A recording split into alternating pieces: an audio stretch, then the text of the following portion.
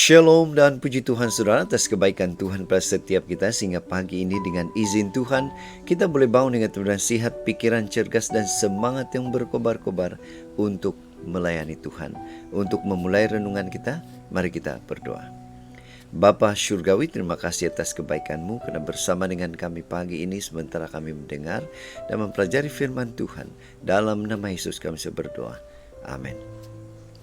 Saudara dan saudari yang dikasihi dalam Kristus, tajuk renungan kita pagi ini ialah belajar memahami. Mengapa dan bagaimana ini boleh kita lakukan? Firman Tuhan dalam Roma 2 ayat 1 mengatakan, "Karena itu, hai manusia, siapapun engkau yang menghakimi orang lain, engkau sendiri tidak mempunyai dasar untuk membela diri.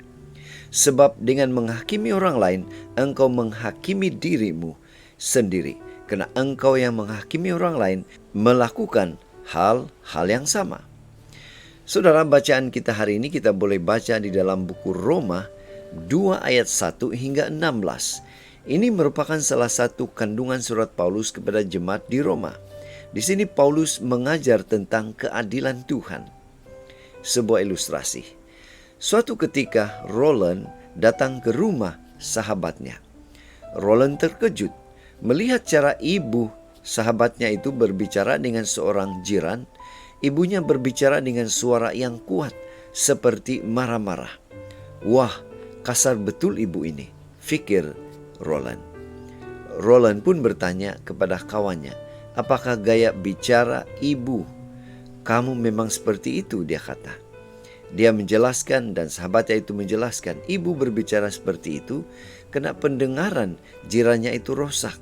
Jadi harus kuat barulah boleh mendengar. Saudara, pada saat ada seseorang melakukan satu hal yang kita tidak suka, menurut kita tidak sesuai atau kurang tidak patut dilakukan atau kesannya tidak baik, alangkah baiknya kita mencoba memahami dulu mengapa ia berlaku seperti itu.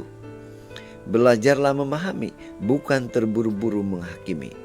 Penghakiman adalah bahagian Tuhan, bukan bahagian kita.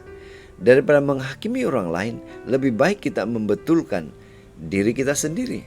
Boleh jadi tabiat atau kedewasaan rohani kita malah jauh lebih teruk daripada orang yang kita pikir melakukan kejahatan.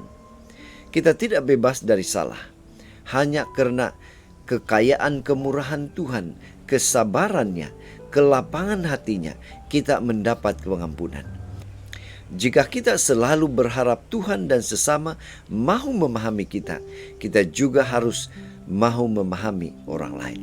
Ingat saudara, setiap kali kita mahu menuding jari orang lain begini dan begitu, bertanyalah pada diri sendiri, jika saya berada di posisinya, apa yang saya buat? Jangan hanya menilai dari apa yang kita nampak, tetapi cobalah mencari tahu apa yang sebenarnya terjadi. Dengan itu saudara, kita pasti boleh memberikan penilaian yang tepat dan merespon dengan cara yang betul. Itu sebabnya pada pagi ini, mari kita ingatkan diri kita supaya tidak terburu-buru menghakimi orang lain, tetapi belajarlah memahami. Inilah doa dan harapan kita. Mari kita bersyukur, mari kita berterima kasih kepada Tuhan karena Dia memberikan kita kekuatan, kemampuan untuk tetap tenang, tidak menghakimi tetapi belajar memahami. Mari saudara, kita tetap setia, tetap semangat, tetap positif, tetap sehat sampai Maranatha. Tuhan memberkati kita. Mari kita berdoa. Bapa Syurgawi, terima kasih karena memberikan kami kekuatan kemampuan untuk boleh memahami situasi orang lain. Dalam nama Yesus kami berdoa. Amin.